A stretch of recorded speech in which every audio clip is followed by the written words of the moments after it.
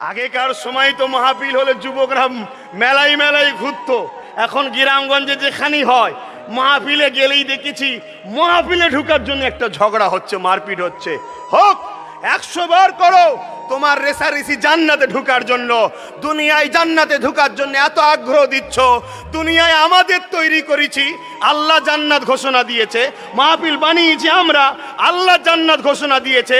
হয়তো জায়গা ছোট হয়ে গেছে, কিন্তু আমার আল্লাহ যে জান্নাত বানিয়েছে সবাইকে যে ঢুকিয়ে দেয়, তথাপি আল্লাহর জান্নাত ছোট হবে না। জোরে বলুন সুবহানাল্লাহ।